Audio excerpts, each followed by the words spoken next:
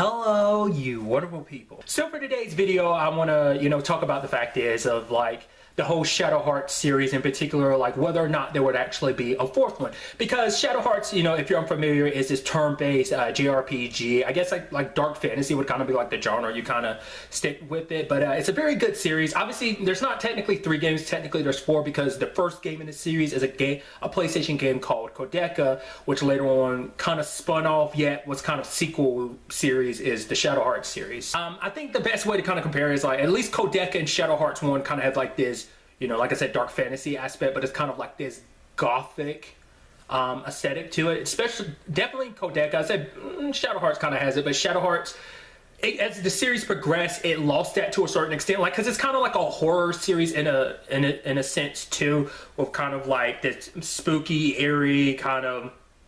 Not necessarily like jump scary, but it's just like I said, the gothic, dark fantasy aesthetic that it has. But as the games progressed, they got a little more wacky and lighthearted. Like the games have their lighthearted moments, but I feel like 2 and 3, definitely 3 is when they really kind of kicked up like the lightheartedness of it. Because even like aesthetic and tone wise, 2 and 3 are not like as like dark as 1. But it's a really good, JRPG that I love that I would always want a 4th one for. And that was always something kind of rolling in my mind. Like, because to be fair, it's been a very long time since the 3rd one came out, because the 3rd one came out like 2005, 2006.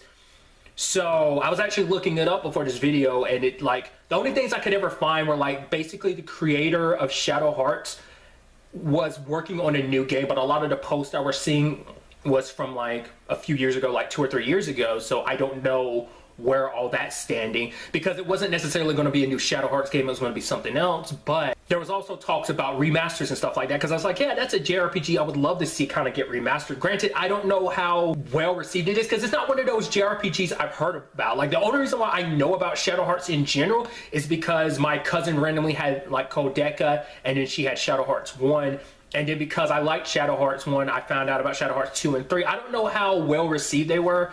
I don't think the 3rd one was as well received. I mean, this is me 100% basing that on a PlayStation magazine I read years ago where like a review was in it, but I don't really pay too much attention to that type of stuff. So but in general, I was actually reading some forums and stuff, and I was actually kind of surprised. Like even more recently, like stuff from like last year, people being like, oh, they love the Shadow Hearts series. It's just one of those JRPGs I don't hear anyone talk about. Because obviously I feel like it's not one of those big JRPG series. It's not like a Final Fantasy or like a Shin Megami Tensei series. Like those are like heavy hitters when it comes to JRPG, I feel like. But I think, Shadow Hearts probably still has its own like little cult following and stuff like that. But I don't know, like if there was a 4th one, like, there are points where like a game will get a new like volume in its series years later. But I mean, once again, it's like, it's been 12 going on 13 years now at this point since the last game, so I don't, that obviously it seems more and more unlikely with every year that passes, and at this point it seems super unlikely.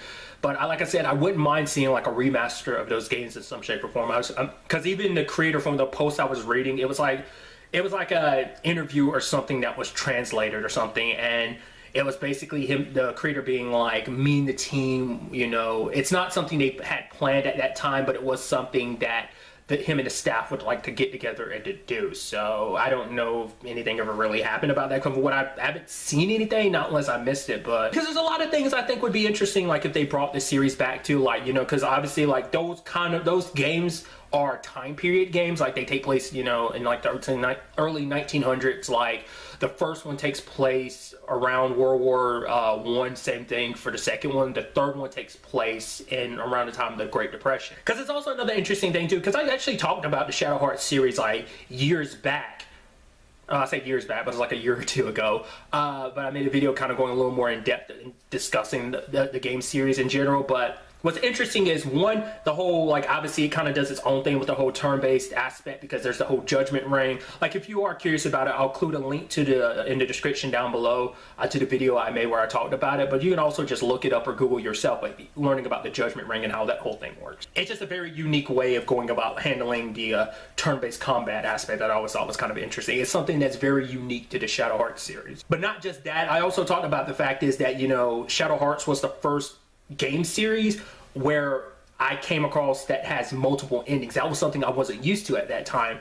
Each of the Shadow Hearts games, I'm not sure if Codeka has this, but definitely Shadow Hearts 1, 2, and 3 have it, but each game has 2 endings, a good ending and a bad ending. And because there are sequels, which those sequels, it's not like a Final Fantasy thing where it's like all these next numbers in the system, or I mean in the game series are disconnected where some are. Obviously that's not as true as much now because there are some games that take place in the same universes as other games, as well as just there are sequels in the Final Fantasy series. But the point is, like, all of these games are subsequent sequels to each other's. The events of Codeka kind of play into leading into Shadow Hearts 1 because the title character from Codeka, her name's Codeka, actually plays a part in the story in Shadow Hearts 1, plus her kid Haley actually joins your party. I don't know the other big connections. I think there's one other character, Roger Bacon, that kind of is part of Codeka, but I never extensively played Codeka, so I'm not that familiar with it, so I'm not sure about the connections. But obviously the events of Shadow Hearts 1 play into 2, the events of 2 play into 3, so it's just constantly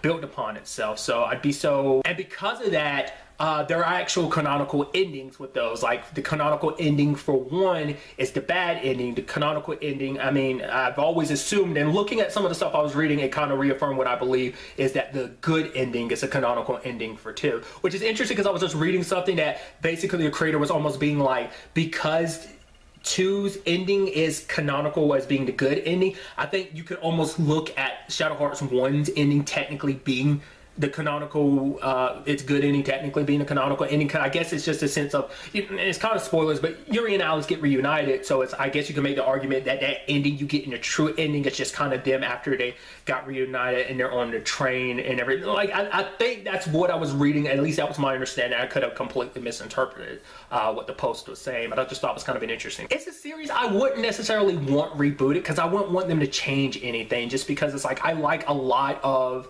aspects about Shadow Hearts and just like its characters. Like I said, the series gets wackier once again, not to a detriment, at least in my opinion, but it gets wackier as the series progresses. So like I said, I would have been so curious to see, like, would they go back to a little bit more like Codeka and Shadow Hearts 1 with a 4th, or would they continue to trend and kind of get a little wacky? Also, once again, like, what time period would it take place in? I'd assume the next one would be like the 30s, maybe even take place around the 40s, or like World War II or something. Because it's actually, I even talked about this too, like the locations. Like the first 2 games, you bounce back and forth between, like the first game you start off in Asia, and the second half of the game of the first one you go to Europe. But in the second game, the first half takes place mainly in Europe, and the second half mainly takes place in Asia. And the third one, you go from North America to South America. So it's just kind of interesting. Like, I've never really seen too many games, especially JRPGs, obviously take place in the real world, obviously, but also like have that aspect of you kind of going worldwide across all the different games. So I just always thought it was kind of fascinating. Like I said, I would love to see a 4th game in the series, but it seems highly unlikely. At the very least, I would love to get a, you know, remaster of these games at some point. But like I said, I guess that all depends on, you know, all the stuff, like all the, you know, people behind it and stuff like that. Probably also whether or not there's a big enough audience to warrant it being remastered. Like I said, I didn't know like there was that many people out there that really liked the series, just because, you know, I guess for me it's just like I said, JRPG I just never really heard anyone talk about. So I have come across like a few LPs of the series on YouTube, which is what kind of shocked me, because I'm like, oh, I didn't know anyone knew enough about this game to actually do an LP or walkthrough of it. So that's pretty dope. But really, that's all I want to talk about in this video. To the next time we meet, be happy, be safe, or light to the force and enjoy it. Good day and goodbye.